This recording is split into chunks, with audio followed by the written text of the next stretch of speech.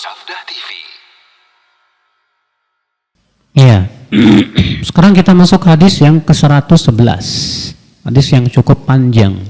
Hadis Qudsi. An Sa'id ibn Abi Aziz, an Rabi'ah bin Yazid, an Abi Idris al-Khawlani, an Abi Dzarrin Jundub bin Junadah radhiyallahu anhu anin Nabi sallallahu alaihi wasallam fima yarwi anillahi tabaraka wa ta'ala annahu qala Ya ibadi inni haramtu dzulma ala nafsi wa ja'altuhu bainakum muharraman fala tadzalamu. Kita terjemahkan sedikit ya. Dari Abu Dzar Jundub bin Junadah, semoga Allah meridhoinya, seorang sahabat yang mulia. Dan Abu Dzar ini Pak, Bu, sahabat yang melarang menabung uang. Keyakinan Abu Dzar itu menabung uang itu haram hukumnya, nggak boleh. Jadi ada duit di hari itu harus habis buat sedekah. Besok lagi tawakal sama Allah. Itu mazhabnya siapa? Abu Dzar, keras beliau. Iya. Sedangkan para sahabat yang lainnya menyelisihi Abu Dzar. Boleh nggak apa-apa, selama boleh nabung selama dikeluarkan apa? Zakatnya. Iya. Haknya. Kita lanjutkan, Bu. Dari Nabi SAW pada apa yang beliau riwayatkan dari Allah Tabaraka wa Ta'ala. Nah, ini namanya hadis apa? Hadis Qudsi ya. Apa sih hadis Qudsi itu? Yaitu Nabi meriwayatkan dari Allah, lalu lafadznya dari Nabi sendiri. Ya. Adapun Al-Quran, lafadznya dari Allah semuanya, lafadz dan maknanya semua dari Allah. Kalau hadis Qudsi, ya, firman Allah yang Rasulullah ungkapkan dengan sabdanya sendiri. Itu namanya hadis apa?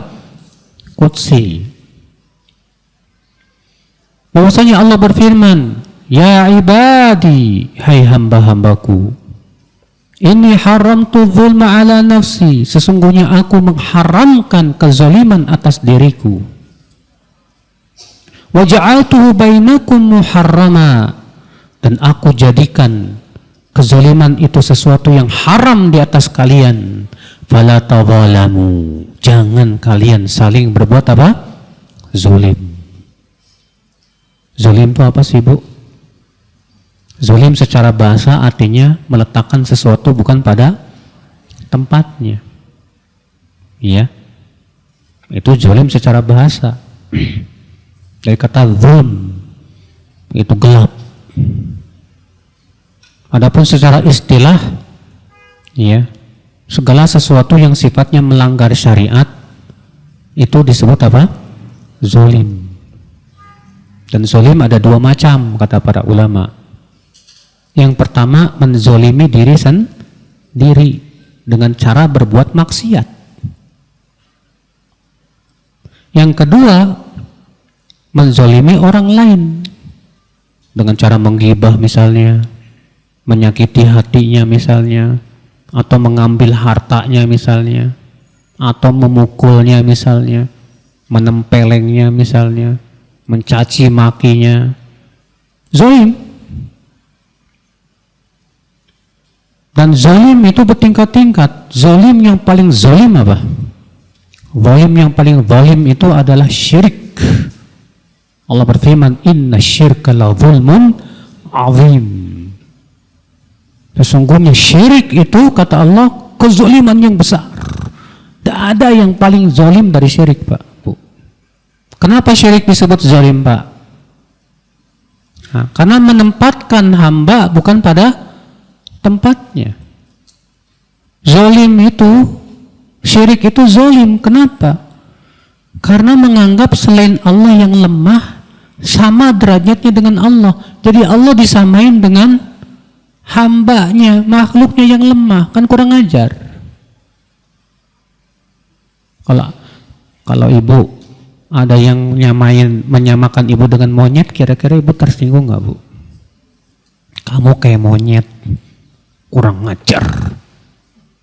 Kamu kayak anjing. Wah. Iya. Kita nggak mau disamain dengan monyet. Kenapa? Karena sudah pernah saya jelaskan. Karena manusia lebih mulia dari apa? Monyet. Itu secara makhluk yang mulia, manusia, tidak mau disamakan dengan makhluk yang lebih rendah darinya. Nggak mau disamakan. Tapi kalau ibu-ibu disebut, kamu kayak malaikat deh, mau nggak? Senang, karena malaikat mulia. Sedangkan Allah tidak ada yang lebih mulia dari Allah. Semua makhluknya butuh kepada rahmat Allah. Makanya syirik itu zalim yang paling apa? Zalim. Makanya Allah tidak akan pernah memaafkan orang yang mati di atas apa? Kesyirikan. Tidak mau taubat, Allah tidak akan maafkan. Kekal selama-lamanya di neraka, abadal abidin. Makanya hati-hati Bu, jangan sampai kita berbuat apa? Syirik.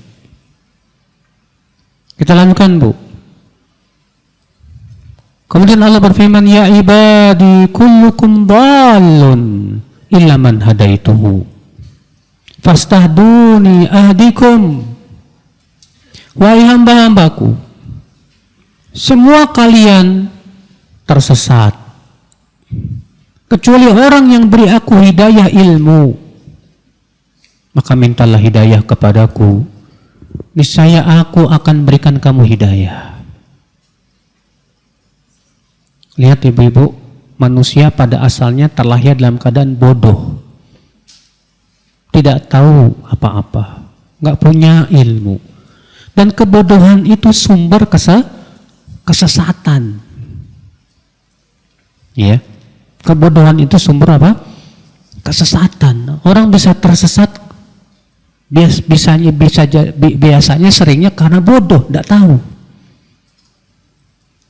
Maka Allah mengatakan di sini, setiap kalian itu hambaku tersesat kecuali aku orang yang aku berikan hidayah kepadanya. Ya, baik hidayah ilmu maupun hidayah apa? Taufik. Karena hidayah ada dua macam tuh Pak. Hidayah yang pertama hidayah ilmu. Hidayah yang kedua hidayah taufik. Apa bedanya? Hidayah ilmu adalah kekuatan untuk menuntut ilmu. Hidayah taufik adalah kekuatan untuk mengamalkan apa?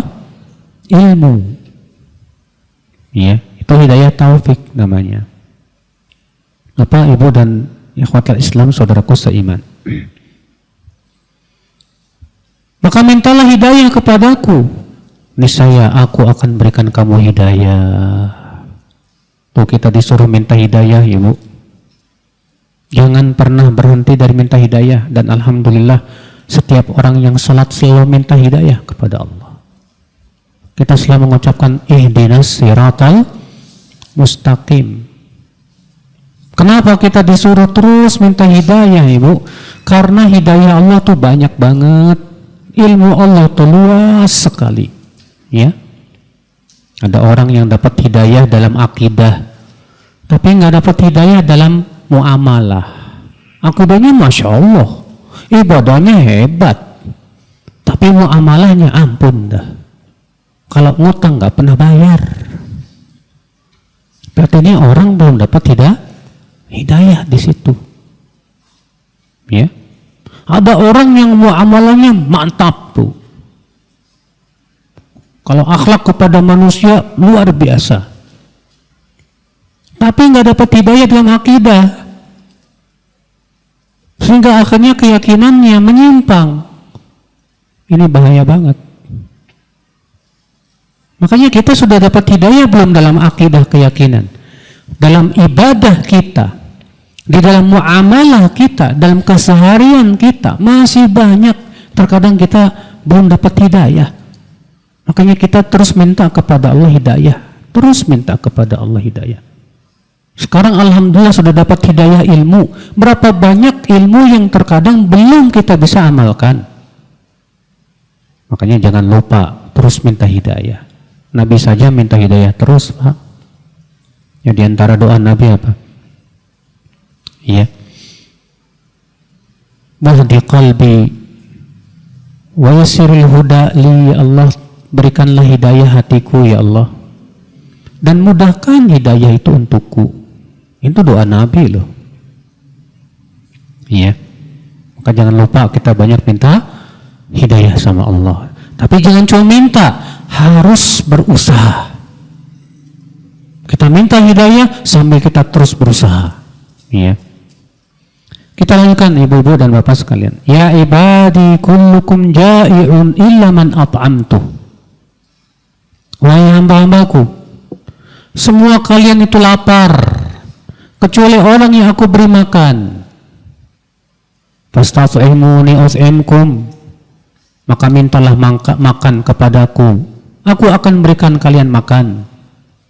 Wallahi, kalau bukan karena Allah memberi makan, kita ini kelaparan, Pak. Bagi Allah mudah untuk menjadikan kering kerontang, gak ada makanan, akhirnya kita kelaparan. Sangat mudah bagi Allah. Maka dari itulah mintalah terus kepada Allah, memohon kepada Allah rezeki dari Allah. Dan jangan sampai Allah hilangkan nikmat yang Allah berikan kepada kita itu. Makanya Nabi berdoa apa? Allahumma inni a'udzubika min zawali ni'matik wa tahawuli afiatik wa fujaati niqmatik wa jami'i sakhatik.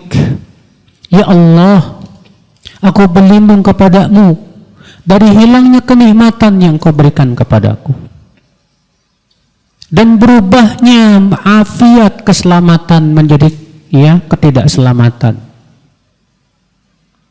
Dan aku berlindung kepadamu ya Allah dari datangnya azabmu secara tiba-tiba.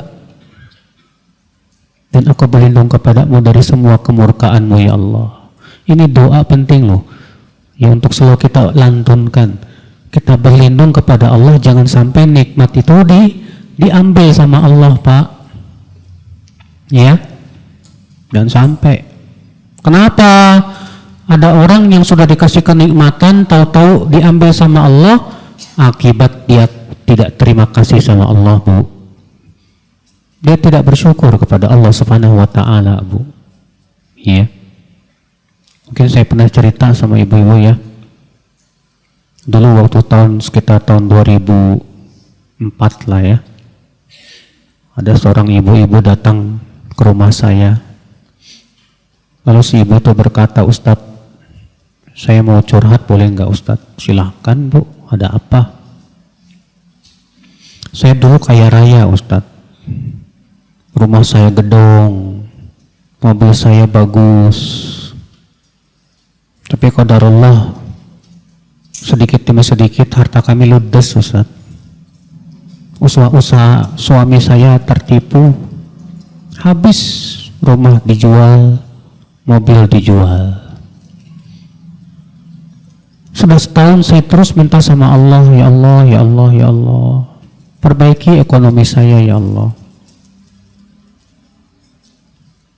Sekitar 5 hari yang lalu Ustadz saya berdoa begini, ya Allah, jika engkau tidak kabulkan doaku, aku gak mau sholat ya Allah.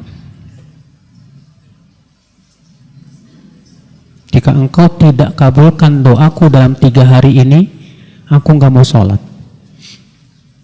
Dan saya sudah 2 hari gak sholat Ustaz. Ajib. Beraninya seorang hamba mengancam Allah. Saya tanya ke si ibu itu, Bu, dulu waktu ibu kaya, sholat gak? Jarang. Oh. Waktu dulu ibu kaya, pakai jilbab nggak? Enggak. Kemana aja? Waktu senang Allah kasih ke kamu kenikmatan, lupa sama Allah. Sekarang Allah ambil lagi kenikmatan karena kamu nggak mau berterima kasih, nggak mau bersyukur, ngambek sama Allah. Segala ngancam Allah segala. Ya Allah, ya. Seharusnya ibu taubat sama Allah. Bukan malah begitu sikapnya. Perbaiki. Ya. Udah sekarang ibu pakai jilbab, salat yang rajin, mohon maaf sama Allah. Allah Maha Pemaaf. Nah, terkadang begitu ibu-ibu ya. nikmat yang telah Allah berikan kepada kita diambil lagi sama Allah gara-gara kita tidak mensyukuri nikmat Allah Subhanahu wa taala. Padahal Allah sudah berjanji, la in syakartum la azidannakum wa la in kafartum inna adzabi lasyadid. Kalau kamu bersyukur, aku tambah. Tapi kalau kamu kufur, ingat, adabku keras loh. Iya. Kita lanjutkan, Bu. Ya ibadi kullukum arin illa man kasautuhu fastaksuni aksukum. Hai hamba-hambaku, semua kalian tuh telanjang kecuali orang yang aku beri pakaian. Maka mintalah pakaian kepadaku, niscaya aku akan beri kamu pakaian. Ini menunjukkan, Bu, pakaian itu nikmat. Bisa menutup aurat itu nikmat, wallah. Di zaman sekarang pakaian banyak, di Tanah Abang gelondongan itu. Tapi kok senengnya mempertontonkan apa? Aurat. Pakai baju you can see, kayak kekurangan kain aja. Dianggapnya modern lagi. Wanita jahiliyah zaman Rasulullah aja nggak sampai begitu. Ya. Makanya ibu-ibu, masya Allah ya, yang Allah berikan hidayah pakai jilbab menutup aurat, wallahi ibu, itu nikmat yang luar biasa. Ya. Kita lanjutkan ibu-ibu. Ya ibadi innakum tukhti'una bil-laili wan-nahar wa ana aghfiru dzunuba jami'a fastaghfiruni aghfir lakum. Wahai hamba-hambaku, sesungguhnya kalian tuh selalu berbuat dosa di waktu malam dan siang, sementara aku senantiasa mengampuni dosa seluruhnya. Maka mintalah ampun kepadaku, pasti aku akan ampuni kamu. Pasti aku ampuni kamu. Lihat, Bu, bagaimana pemurahnya Allah ya. Sebanyak apapun dosa kita, kalau kita minta ampun, tidak pernah Allah berkata, aku tidak akan ampuni kamu. Siapapun yang minta ampun, walaupun dosanya sepenuh awang-awang, pasti Allah akan ampuni. Dalam hadis qudsi yang lainnya, ya Allah Ta'ala berfirman apa? Ya ibna Adam, lau balagat dhunubuka ananas sama thumma astaghfartani ghafartu lak. Hai anak Adam, kalaulah dosamu memenuhi awang-awang di langit, kemudian kamu minta ampun kepadaku, aku pasti ampuni dosamu. Mengampun Allah itu. Makanya jangan pernah kita merasa putus asa dengan dosa-dosa kita, untuk istighfar, Pak. Kadang kita ini suka suuzon sama Allah ya. Ya ada orang datang ke Ustadz, saya kan banyak dosa, kalau saya berdoa kayaknya kurang dijabah Ustadz. Kalau Ustadz kan Masya Allah orangnya soleh, kalau Ustadz yang berdoa insya Allah dikabulin. Ya sebetulnya minta didoakan boleh-boleh aja, cuma ucapan kayak gini ini mengandung suudzon kepada siapa? Kepada Allah. Ya memang, emangnya Ustadz nggak banyak dosa? Sama, Ustadz juga banyak dosa. Cuman kan orang melihat Ustadz itu kayak manusia suci gitu loh. Kata siapa? Ya, jangan pernah kita bersuudzon sama Allah. Sebanyak apapun dosa kita, kalau kita minta ampun, Allah pasti ampuni. Allah berfirman dalam surat Az-Zumar, "Qul li ibadiyalladzina asrafu ala anfusihim la taqnatu min rahmatillah.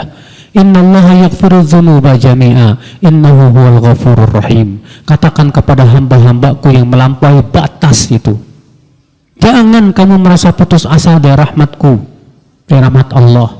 Sesungguhnya Allah mengampuni semua dosa, dan Allah Maha Pengampun lagi Maha Penyayang. Ya. Banyak istighfar, banyak minta ampun. Akui dosa kita di hadapan Allah, Bu. Jangan pernah merasa sombong untuk minta maaf sama Allah. Iya. Kita lanjutkan. Ya ibadi innakum lan tablughu dhurri fatadurruni wa lan tablughu naf'i fatanfa'uni. Hai hamba-hambaku, kamu tidak akan bisa sampai memberikan mudarat kepadaku, dan kamu pun tidak akan bisa sampai memberi manfaat kepadaku. Artinya manusia tidak akan bisa memberikan mudarat kepada Allah, tidak pula bisa memberikan manfaat kepada siapa? Allah. Dosa yang kita lakukan, Bu, itu mudaratnya buat Allah atau buat kita? Ya buat kita lah. Kita yang melakukan dosa, emangnya Allah dirugikan dengan dosa kita? Enggak. Yang rugi kita sendiri. Ya. Kita sholat, kita zakat, kita puasa, manfaatnya buat Allah atau buat kita? Buat kita. Allah sama sekali tidak mendapat manfaat dari sholat kita, enggak. Allah tidak mendapat manfaat dari apa? Sedekah kita, enggak. Manfaatnya buat kita. Allah berfirman, in ahsantum ahsantum li anfusikum wa in asatum falaha. Kalau kamu berbuat baik, itu untuk diri kamu sendiri. Kalau kamu berbuat buruk, juga untuk diri kamu sendiri. Tuh, lihat. Makanya kan lucu si ibu yang ngancam Allah itu ya. Ya Allah, kalau engkau tidak abulkan doaku nih dalam 3 hari, aku nggak mau sholat. Lah, siapa yang butuh? Allah nggak butuh sholat kita. Yang butuh kita. Kok aneh? Iya. Kita lanjutkan ibu-ibu sekalian. Ya ibadi, Lau anna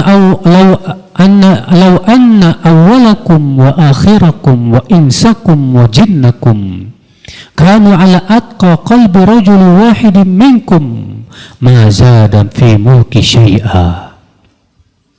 Hai hamba-hambaku, kalaulah generasi awal kalian sampai generasi akhir kalian, manusia dan jin kalian semuanya di atas ketakwaan satu hati seseorang di antara kalian, artinya semuanya takwa sama semua, itu tidak menambah kerajaanku sedikit pun juga, karena Allah maha luas. Allah maha luas, Allah maha kaya. Ya. Ya ibadi law annakum wa akhirakum wa insakum wa jinnakum kanu ala afjari qalbi rajuli wahidin minkum ma naqasa dzalika min mulki syai'a. Sebaliknya, wahai hamba-hambaku, sesungguhnya kalaulah generasi awal kalian sampai generasi akhir kalian itu, manusia dan jin kalian itu, mereka semuanya hatinya sama jahat seperti satu hati, one heart, sama-sama jahat semuanya, itu tidak mengurangi sama sekali kerajaanku, kata Allah.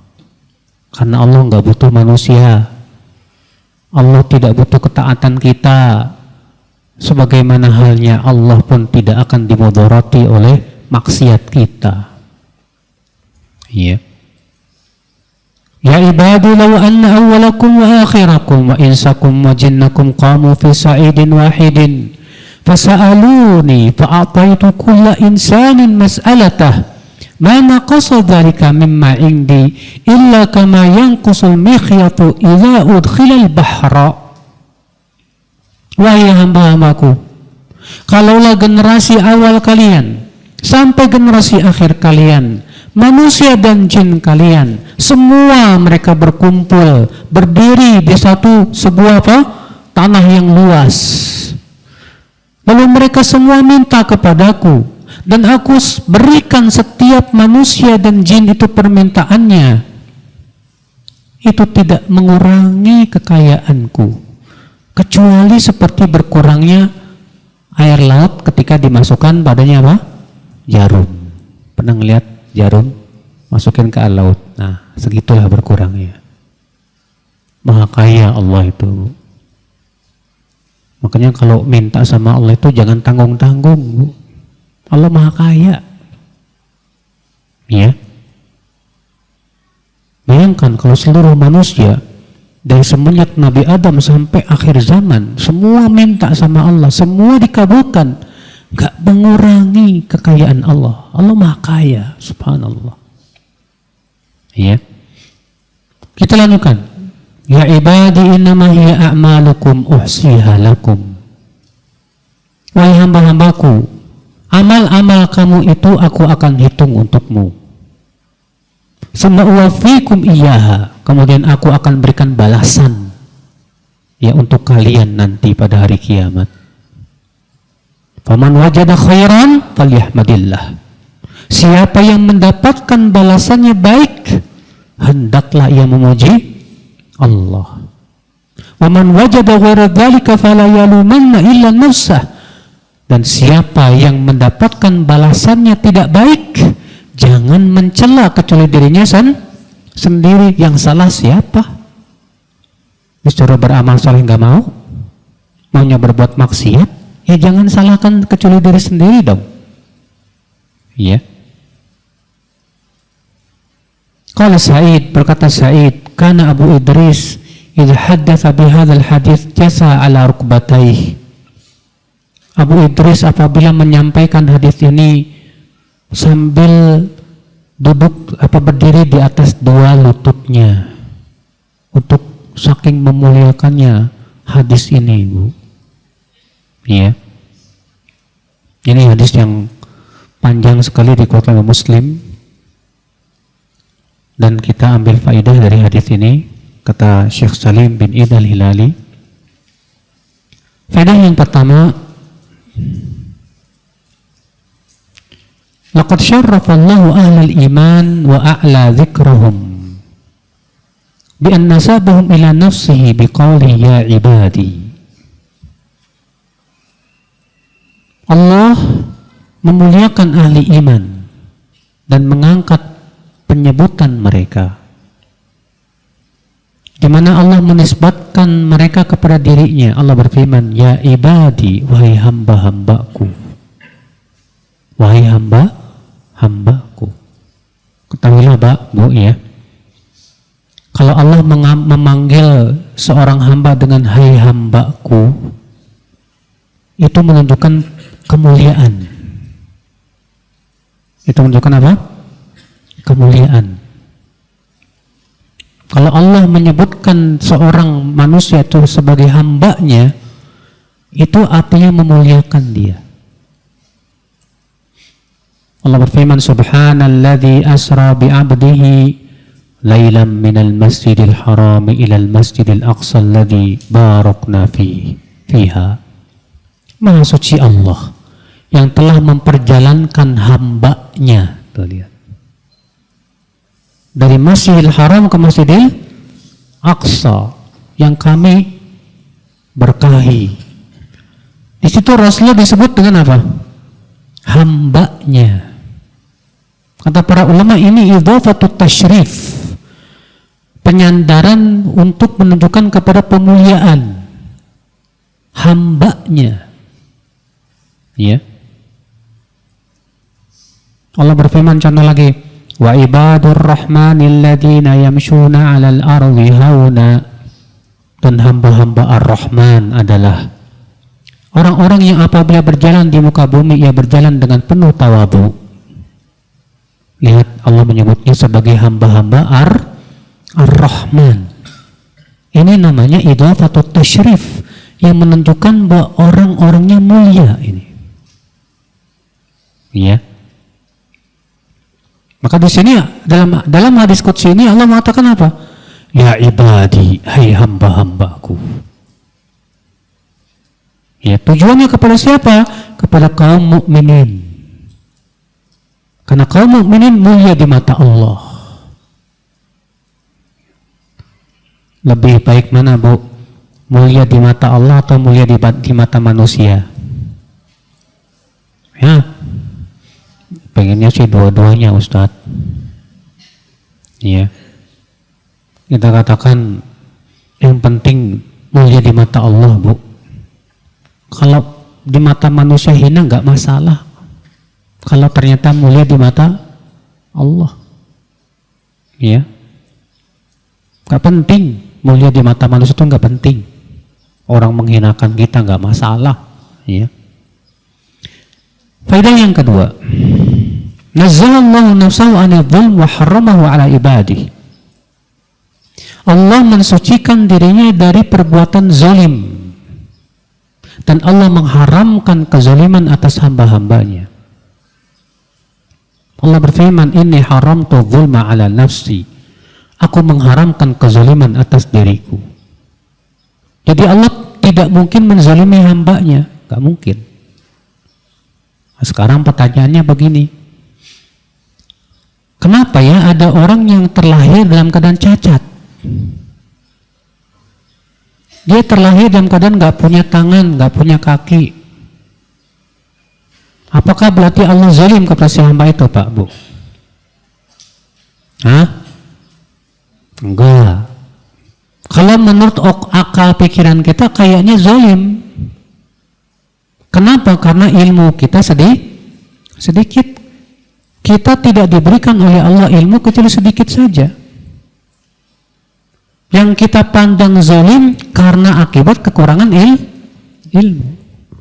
Tapi bagi Allah itu tidak zalim karena Allah tahu hikmah-hikmah dan alasan kenapa Allah menciptakan si fulan ini dalam keadaan cacat. Hanya Allah yang Maha tahu. Ada orang yang dimasukkan ke neraka, apa enggak zalim? Tidak, itu adil. Zalim itu kalau ada orang selama hidupnya selalu taat sampai meninggal, tiba-tiba dimasukkan ke neraka. Ya. Tapi kalau dia berbuat maksiat, memaksiati Allah, nggak mau taubat, lalu Allah berikan siksa kepada dia di api neraka, adil nggak? Adil. Tapi kalau Allah maafkan dia dan tidak jadi disiksa, itu murni rahmat dari Allah. Ya. Jadi Allah nggak mungkin berbuat zalim, nggak mungkin, Bu, nggak mungkin Allah zalim, nggak mungkin. Cuma masalahnya tadi ilmu kitanya saja yang belum sampai, sehingga kita seringkali menganggap dan menuduh Allah itu zalim. Ya. Pada yang ketiga, masyru'iyatu sa'i bi talabil hidayah makrunan bid du'a wa tadarru' ila Allah. Disyariatkan kita selalu minta hidayah dan terus berdoa dan tadarru kepada Allah. Banyak kita minta hidayah sama Allah. Jangan pernah berhenti. Agar kita terus diberikan istiqomah di atas hidayah penting, Pak, Bu. Agar terus ditambah hidayah tersebut pada hati kita penting, Pak, Bu. Karena banyak di antara kita ya yang tadinya dapat hidayah, alhamdulillah. Di awal-awal ngaji baca Qur'annya rajin, Masya Allah. Di awal-awal ngaji tahajudnya rajin, Masya Allah. Di awal-awal ngaji ya selalu zikir sama Allah. Di awal-awal ngaji rajin menghadiri majelis taklim. Setelah 10 tahun ngaji, wallahu a'lam, baca Qur'annya udah jarang, sholat tahajudnya belang bentong, ya. Ngajinya yang tadinya seminggu 2 kali jadi 2 kali seminggu, seminggu 2 kali jadi 2 minggu sekali, ya. Mulai mundur ngajinya, Bu. Udah sekarang tinggal sebulan sekali. Ngeri. Itu namanya hidayahnya dikurangi sama Allah sedikit demi sedikit. Kenapa? Karena dia tidak mensyukuri nikmat Allah. Iya. Makanya hidayah ini wallahi pemberian Allah yang segala-galanya. Syukuri nikmat Allah ini. Iya. Faedah selanjutnya, ar-rizqu min indillah wa biyadihi fayanbaghi tahsiluhu bi akhdhi asbabil kasbil masyru'. Rezeki itu di sisi Allah dan dari Allah. Maka hendaklah kita mencari rezeki dengan cara yang disyariatkan. Allah yang ngasih rezeki, Allah yang ngasih makan, Allah yang ngasih pakaian, semua rezeki dari Allah. Maka dari itu minta rezeki dan cari sebab-sebab rezeki. Dan sebab rezeki ada dua macam. Yang pertama, sebab yang bersifat syar'i, seperti takwa. Takwa membuka pintu rezeki. Naam. Ya. Amalan-amalan saleh amalan saleh membuka pintu rezeki. Ya, sedekah, berbakti kepada orang tua, bersilaturahim, membuka pintu rezeki itu semuanya. Ya. Demikian pula mencari nafkah dengan cara jualan misalnya, itu semuanya membuka pintu apa? Rezeki. Ya. Faedah selanjutnya Bapak dan Ibu sekalian, al-abdu faqirun ila maulah fi syatta syu'uni. Seorang hamba itu fakir kepada Allah. Butuh kita sama Allah, Bu. Jangan pernah kita merasa cukup dari rahmat Allah Subhanahu wa ta'ala. Jangan. Kita fakir. Dan rasakan kefakiran itu di hati kita, bahwa kita ini fakir. Sebab kalau kita tidak merasa fakir, seringkali kita muncul rasa sombong kepada Allah, nggak butuh sama Allah. Ketika kita merasa tidak butuh sama Allah, disitulah kesombongan kita muncul, Bu. Kasih korun, merasa sudah banyak hartanya. Apa kata dia? Innama utituhu ala ilmin indi. Aku ini kaya raya karena keilmuan saya. Lupa dia bahwa semua pemberian dari apa? Allah Subhanahu wa ta'ala. Tapi kalau kita selalu fakir, kita butuh sama karunia Allah, kita akan terus minta sama Allah. Iya, terus minta kepada Allah. Makanya perasaan merasa fakir kepada Allah tuh harus dipelihara terus, ya. Jangan sampai hilang. Faedah selanjutnya, Allah Subhanahu wa ta'ala la tanfa'u ta'atun wa la tadhurruhu ma'siyatun walakinnahu yuhibbu li ibadihi al-iman wa yakrahu lahumul kufra wal fusuq wal isyan. Ketaatan tidak memberikan manfaat sedikit pun untuk Allah. Sebagaimana maksiat pun tidak membahayakan Allah sama sekali. Akan tetapi Allah mencintai keimanan dan tidak menyukai kekufuran, kefasikan dan kemaksiatan. Jadi yang butuh sholat siapa? Allah apa kita? Kita. Sekarang kita merasa butuh nggak sama sholat? Tapi banyak orang merasa nggak butuh, Bu. Ya, bahkan menganggap sholat sebagai beban. Salah.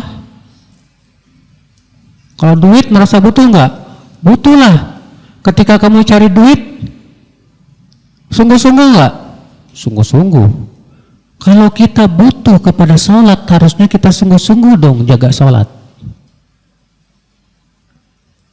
Ya. Amal soleh butuh nggak? Butuh. Kalau kita merasa butuh, seharusnya kita bersungguh-sungguh untuk beramal saleh. Tapi masalahnya kita terkadang nggak merasa butuh. Dianggap akhirnya apa? Sampingan aja. Seakan-akan kebutuhan kita terbesar cuma dunia saja. Keinginan kita yang terbesar cuma dunia. La haula wala quwata illa billah. Padahal kebutuhan kita kepada ilmu dan amal, kepada iman itu lebih besar, Bu, daripada kebutuhan kita kepada apa? Nasi, makanan, duit, ya. Ibu sekalian. Faedah selanjutnya, si'atu rahmatillah. Betapa luasnya rahmat Allah. Kalaulah Allah, falau akhadan nasu bi dzulmihim wa ma'asihim ma taraka 'alaiha min dabbah. Kalaulah setiap manusia yang berbuat zalim, berbuat maksiat itu langsung diberikan sanksi oleh Allah, tidak akan tersisa di muka bumi ini manusia. Ya. Walakin yuakhiruhum ila ajalin musamma. Akan tetapi Allah akhirkan balasannya nanti di hari kiamat. Makanya tidak setiap keburukan diberi balasan di dunia, Pak, Bu. Ada orang bahkan dikasih kenikmatan gara-gara maksiat loh, Bu. Saya pernah waktu sholat di Masjid Tamini, Taman Mini Square ya. Di situ di atasnya kan ada masjid ya. Habis sholat zuhur, waktu itu saya ngantar istri belenjong, ya. Ketemu sama ikhwan di sholat zuhur, ngobrol sama dia, ngeluh, Ustadz, saya ini bingung sama istri saya, Ustadz. Istri saya ini sampai sekarang nggak mau pakai jilbab, nggak mau sholat. Kebetulan istri saya punya toko sendiri, saya juga punya toko sendiri. Kemarin saya sudah nasihatin, kamu sholat kenapa? Jawabnya begini, Ustadz, saya nggak sholat, toko saya lebih rame dari kamu. Kamu yang sholat, tokonya sepi. Itu kan bukti Allah masih sayang sama saya. La ilaha illallah. Tertipu dia. Semakin maksiat, semakin dibuka pintu rezeki, itu bahaya besar itu. Ya. Maka dari itulah, Pak, kalau kita dikasih nikmat sama Allah, segera introspeksi. Ini nikmat gara-gara apa ya? Apakah nikmat ini karena ketaatan yang kita lakukan? Kalau memang itu karena ketaatan, pujilah Allah, alhamdulillah, barakah dari Allah. Tapi kalau karena nikmat itu Allah berikan gara-gara kita maksiat kepada Allah, istighfar, kita minta ampun kepada Allah, Pak. Karena itu istidraj itu. Ya, ngeri itu. Nah ini Bapak dan Ibu sekalian. Jadi tidak setiap keburukan langsung diberikan balasannya di dunia. Bahkan terkadang orang berbuat buruk malah dimudahkan rezekinya. Bukan karena Allah sayang, tapi karena Allah benci sama dia. Allah tidak suka kepada dia. Supaya kenikmatan itu semakin berat siksanya dengan kenikmatan itu pada hari kiamat. Na'udzubillah. Faedah selanjutnya, bahwa al-insan fa'ilun mukhtar li a'malihi. Walidzalika fahuwa muhasabun 'alaiha wa malumun 'ala tafrithi fi haqqillah. Seorang insan itu diberikan pilihan antara taat atau maksiat. Allah tidak pernah maksa kita, enggak. Allah berfirman, liman syaa minkum ay yastaqim, bagi siapa yang mau istiqomah silahkan. Ya. Siapa yang mau durhaka ya silahkan. Cuman kan ingat, nanti ada hari keadilan, hari pemberian balasan. Jadi kalau kita di hari kiamat nanti dikasih balasan yang buruk, ya jangan menyalahkan kecuali diri sendiri dong. Kemana saja waktu di dunia disuruh taat gak mau. Maunya maksiat terus di akhirat langsung surga gitu, enak aja. Emang surga milik mbahmu apa? Ya. Faedah yang terakhir, yajibu yuhibbullahu min ibadihi an yas'aluhu wa yatabarra'u ilaih wa yulihu fil mas'alah fa inna khazain Allah mal'a. Allah mencintai hambanya yang selalu minta, ya, yang ngeyel kalau minta. Allah tuh cinta sama hamba kayak gituan, Bu. Semakin seorang hamba itu banyak doanya, semakin Allah cinta sama dia. Sebab si hamba itu berarti mengakui dirinya fakir. Tapi semakin jarang minta, Allah nggak suka sama dia. Seakan-akan dia nggak butuh sama Allah. Ya. Nah inilah ibu-ibu sekalian, semoga yang sampaikan bermanfaat. Ini saja yang bisa sampaikan. Ya, subhanakallah bihamdika asyhadu an la ilaha illa anta astaghfiruka wa atubu ilaik. Wassalamualaikum warahmatullahi wabarakatuh.